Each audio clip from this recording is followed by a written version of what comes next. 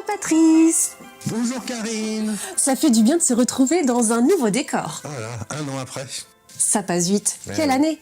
Quelle année? Fais-nous ton petit bilan de l'année, Patrice. Avant, je voulais parler à nos amis qui nous regardent. Oui.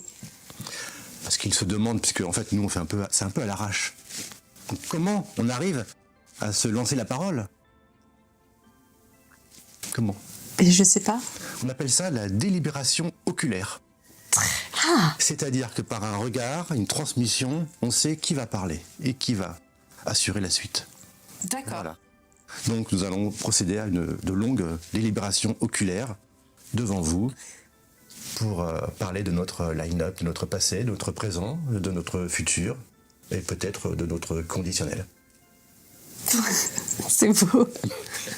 Allez, ton bilan 2025, Patrice. Mon bilan 2025, alors la prise de sang, je ne l'ai pas encore faite. Mais c'est une année particulière. Oui. C'est une année de renversement, c'est une année de la tectonique des plaques, comme j'ai coutume à dire. Ça a été bon, on a eu pas mal de retard dans la vidéo. Karine vous expliquera tout ce qu'on a dû subir, et ce que nous subissons toujours, car nous sommes une société qui subit aussi. Et le grand saut dans le vide, ça a été les sorties salles. C'est-à-dire de nouveaux investissements, de nouvelles routes qui s'ouvrent à nous. On n'a pas commencé par le plus facile, hein. On a commencé par Julie Telek et Marlène Goris. Enfin, on a commencé. Et voilà, je voulais justement Par Bernie. commencer délibération oculaire. Mais c'était en janvier 2025, t'imagines? C'était il y a un an. Déjà. Ah oui, c'est pour ça. Ouais. Your number comes up. Danny Buck's coming to get you first. Bernie, donc, de Richard Linklater. C'était pas simple non plus, hein. Ah non, rien n'est simple. Mais c'était fun. Bon, bah, je monte On Marlène. avait déjà travaillé sur Richard Linklater. Oui. Et on va y retravailler. Et ça, c'est... Non, disons rien. Non. Ok, alors Marlène Goris et Judy Telek, mais on n'a pas le petit... C'est moi qui l'ai oublié. Deux rétrospectives, donc, à cet été 2025. Voilà, en juillet, Julie Telek. Et en août, Marlène Goris. Deux réalisatrices, une hongroise, une néerlandaise. Judy Telek, on en reparle très vite avec le coffret intégral Blu-ray qui sort en mars. Et Marlène Goris, on en reparle pas très vite, mais avec le coffret qui sortira dans longtemps. En fin d'année 2026, si tout va bien.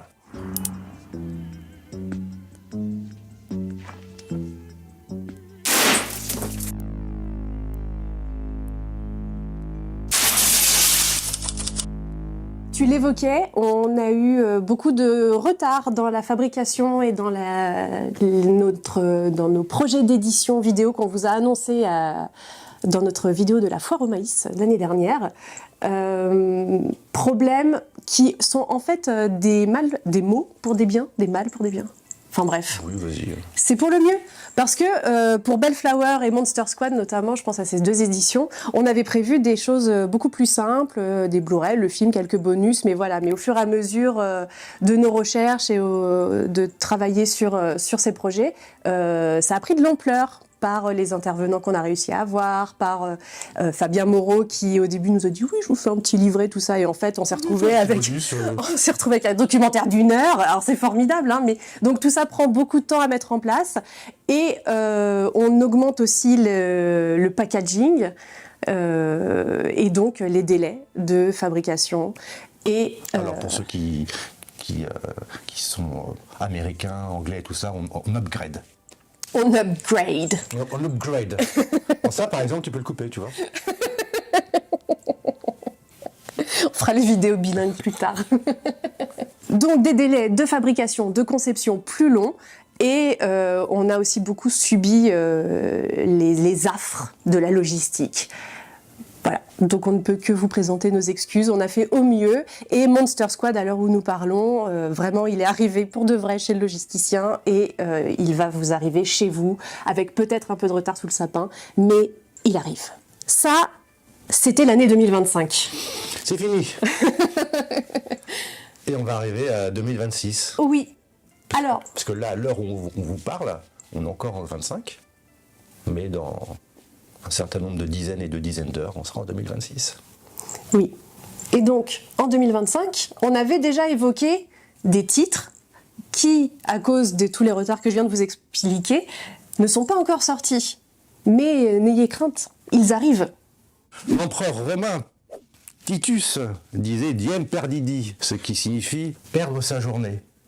Ah. Et moi, je considère, peut-être toi aussi, une journée sans idée, sans une bonne idée, c'est diem perdidi. Ah ouais. Voilà. C'était quoi ta bonne idée du jour?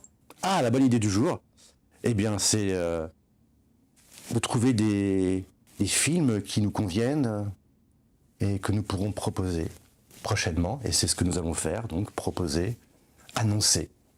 C'était ça l'idée. D'accord, mais c'est une très bonne idée, Patrice.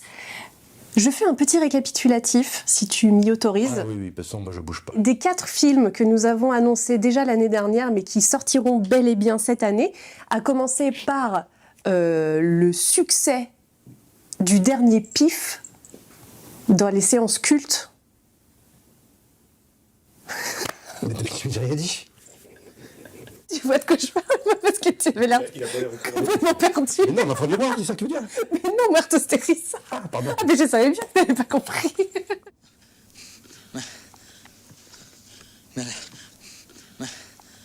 Ya no le preguntes nada, es inútil.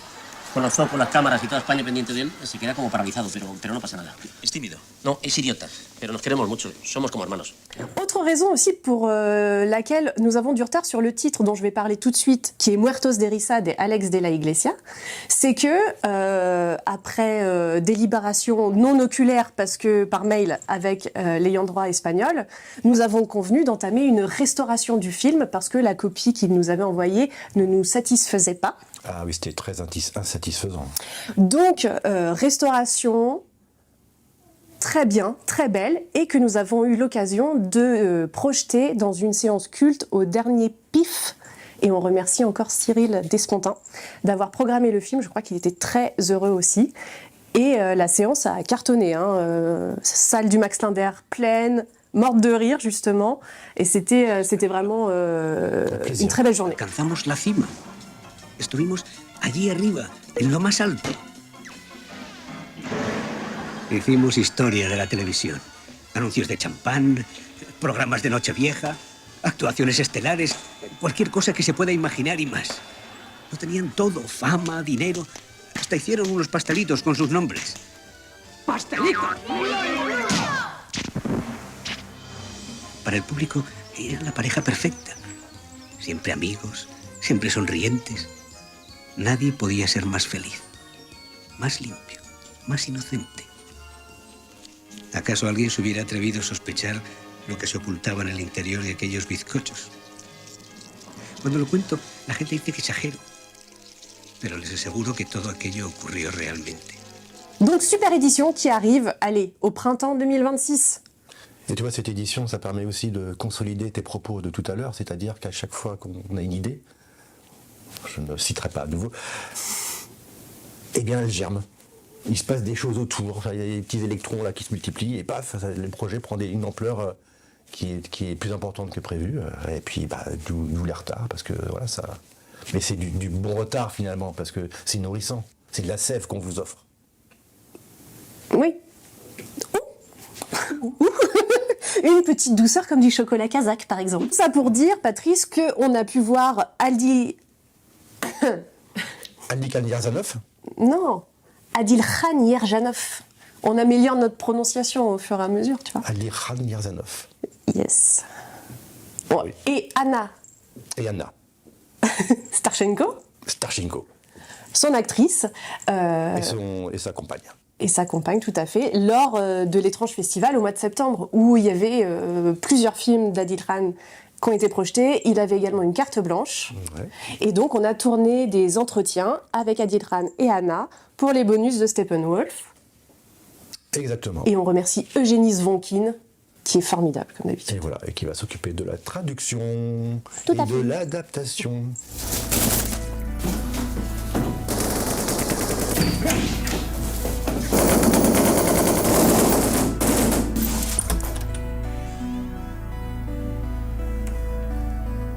Steppenwolf, qui est un de nos films favoris de sa filmographie, parce qu'il fait beaucoup, il tourne beaucoup. Oui, oui, il est très prolifique et on remercie les copains du Grindhouse Paradise parce qu'ils nous ont organisé des séances au cinéma dans plusieurs villes de France de Steppenwolf. Donc on essaye de faire vivre, en attendant l'édition vidéo, de faire vivre le film quand même. Parce que c'est un film aussi qui se vit sur grand écran, des paysages, enfin Oui, ils c'est sont faits magnifique. pour le cinéma. Les films de Yerzanov sont faits pour le cinéma, ouais. Tout à fait. Mais du coup après, il faut la séance de rattrapage. D'où une belle édition à venir.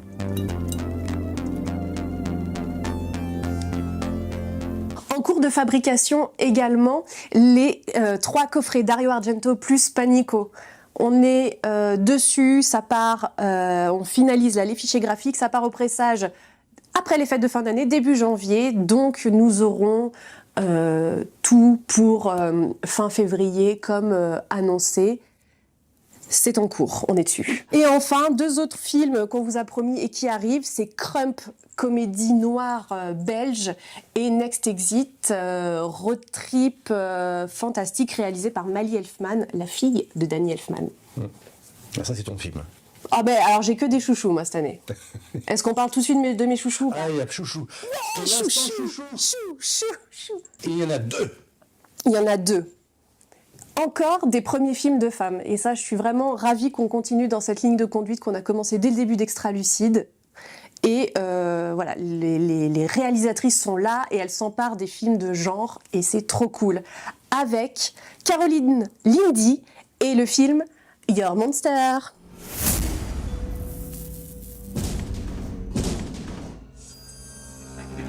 Hello?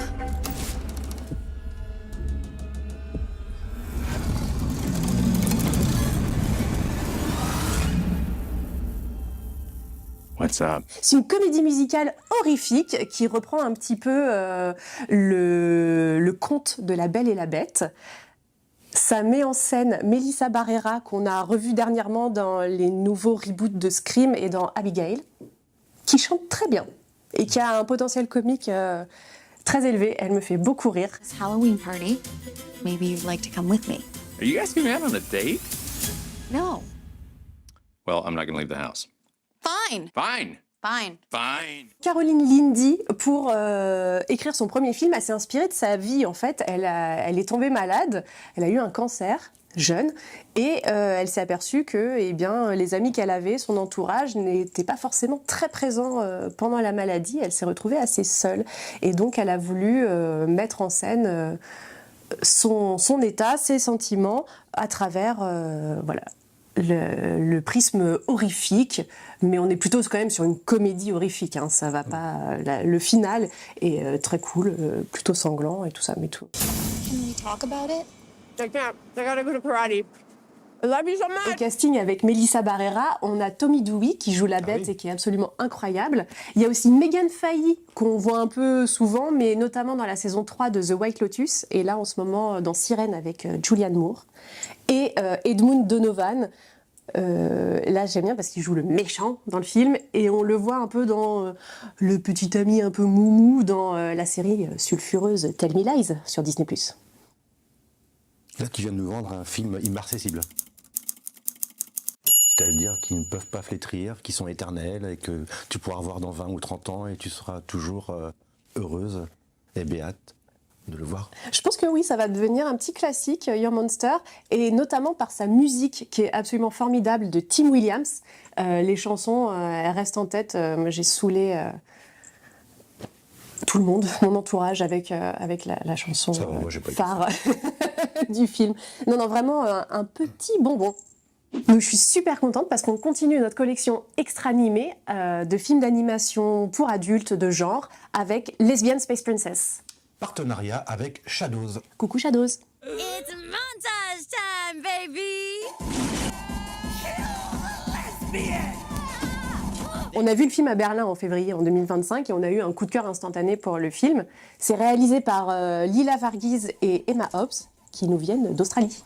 C'est un film d'animation Complètement déjanté. Space opéra, Ah oui. musical, de genre, un peu gore, très rigolo. Le film a cartonné en festival, hein. Il a fait sa première à Annecy et depuis il n'a pas arrêté avec l'étrange festival, Chéri Chéri, il est passé dans beaucoup de villes françaises et en Suisse et en Belgique. Il va continuer sa tournée des festivals jusqu'en mars et ensuite on va organiser à nouveau des projections en salle. Et on espère une sortie vidéo avant l'été. Et donc oui, on est en contact avec les réalisatrices. Elles nous ont envoyé déjà plein de bonus, des making-of, les essais des voix des comédiens et la BO. Parce qu'encore une fois, la musique du film et les chansons sont extra et j'espère qu'on pourra en faire quelque chose de croquignolet. We gotta be confident, we gotta be but not too confident. Donc, rembobiné, on va reparler de Richard Linklater. Oui, notre réalisateur un petit peu chouchou aussi, hein. Eh oui, Slacker, Bernie. Bernie, et maintenant, Fast Food Nation. Il y a tout un casting de stars qui font des apparitions. Ah, le casting est dingue. Vous verrez, c'est très surprenant. Ah, tu veux pas le dire? Oh bah, t'as envie d'en dire un petit drop. Non, mais attends, le casting est fou. Donc, il y a Ethan Hawke et Patricia Arquette. Mais ça, c'est des réguliers de Richard Linklater. Il y a Paul Dano. Je vais contredire Quentin Tarantino, mais cet acteur est formidable. Dans tes dents, Quentin. Il y a Avril Lavigne et Bruce Willis.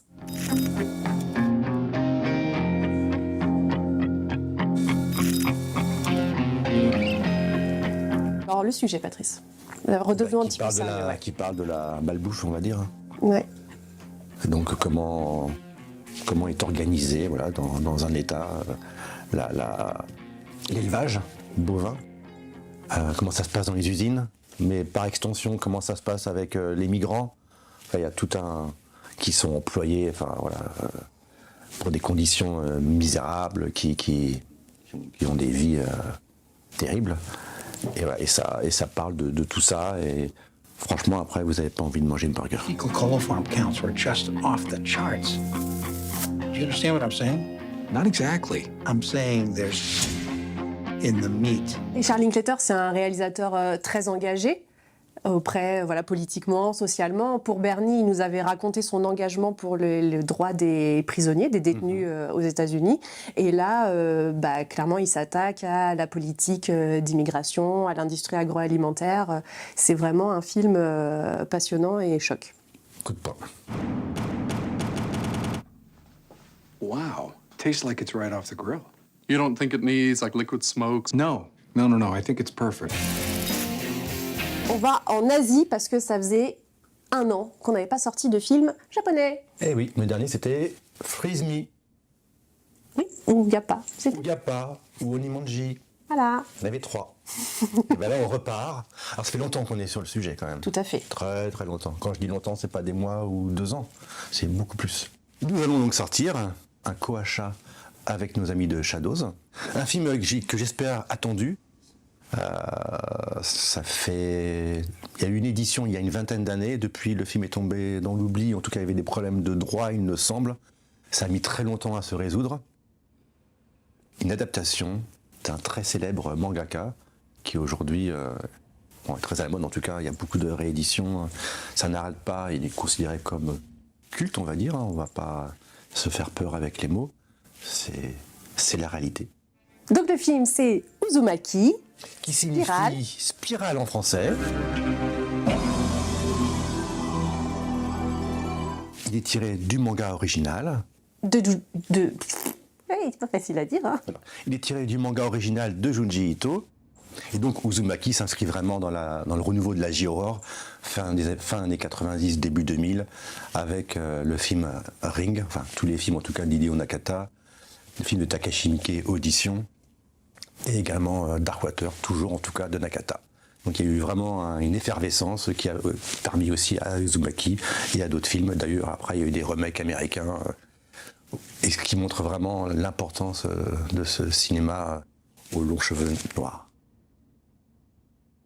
Les films de Junji Ito, c'est vraiment des films qui travaillent sur le corps, qui travaillent sur la dégénérescence, sur Et celui-là en particulier sur les spirales, en fait. C'est une ville qui est envahie de spirales. Les gens voient des spirales et c'est assez obsessionnel et c'est vraiment fou. Et l'idée est complètement incroyable. Il y a toujours des idées incroyables, en fait. C'est comme avec Takashi Miike, que le film soit super ou un film mineur, il y a toujours une idée, tu dis non. Oh. Et ça, c'est... Pardon. Donc il y a un aspect téléfilm, mais qui est vraiment...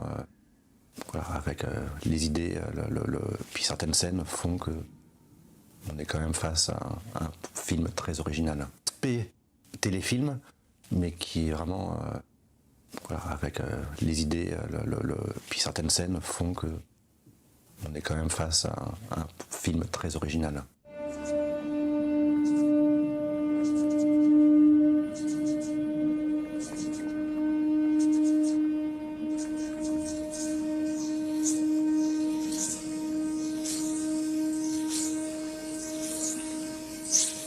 Mais c'est pas fini le cinéma japonais. Mais non, pas du tout. Alors c'est ce fameux projet qui nous a pris littéralement une décennie pour travailler dessus. Oui. Alors parmi ces 5 films, il y a évidemment le chef-d'œuvre de Nobuo Nakagawa, qui est Jigoku, Alors, l'enfer. Jigoku, 1960. On peut considérer presque le premier film gore. J'aime pas ce mot-là parce que c'est vraiment... c'est pas forcément du gore, c'est des images incroyables. Ab initio, le film paraît traditionnel, il se passe pas grand-chose finalement, mais in recessu, c'est vrai que ça commence à prendre son élan, et là tu rentres finalement dans cet enfer impitoyable. Oui, et in fine, nous pouvons dire que le film a été restauré en 4K. Oui. Par la Toho, qu'il a fait sa première mondiale à Sitges là en octobre 2025 et qu'il arrive très bientôt sur vos grands écrans de cinéma à l'été prochain. Puis en vidéo, mais plutôt en 2027 parce qu'on se laisse le temps.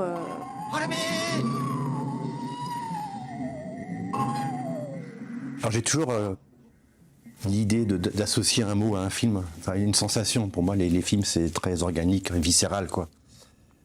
Et L'Enfer, pour moi, c'est un film sudorifique. C'est-à-dire qui te...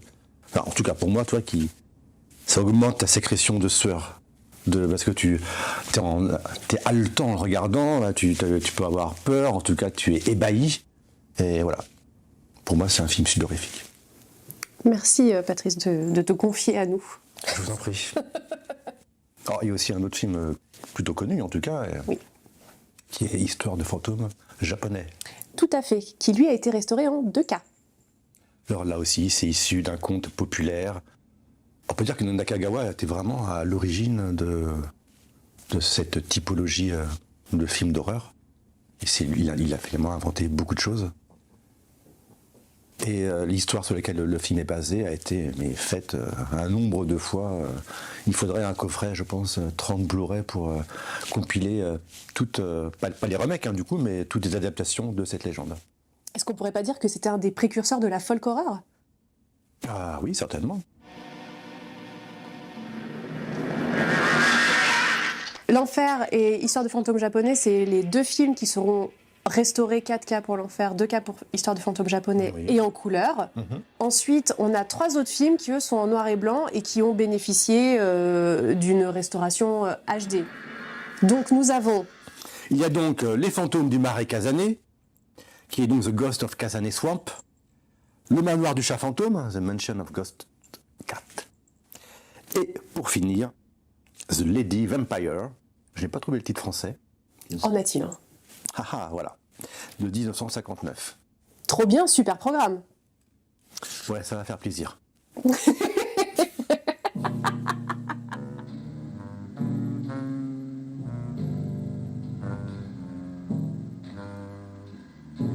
Donc ça, c'est notre grosse rétrospective, c'est notre gros événement salle de l'année prochaine. On note quand même une sortie qui nous tient particulièrement à cœur pour le mois de mai, qui est L'Enfant Miroir de Philippe Ridley. Donc on a sorti le film en Blu-ray cette année. La restauration est magnifique. Notre rencontre avec Philippe Ridley a été Délicieuse. incroyable. Et donc on a décidé que ça méritait le film et Philippe méritait de faire voilà, de bénéficier d'une belle sortie en salle. Exactement, et on est content parce que on ressent un bel engouement autour de nous quand on aborde ce sujet, ce qui nous fortifie à l'idée de faire découvrir ce film sur grand écran. Voilà, donc on espère qu'on n'a pas pris trop de votre temps pour vous raconter tout ça. On est ravis, merci de votre patience cette année parce que ça n'a pas été facile pour nous et tout ça. Bon, on va pas revenir là-dessus, mais merci. Et puis très bonne fête de fin d'année.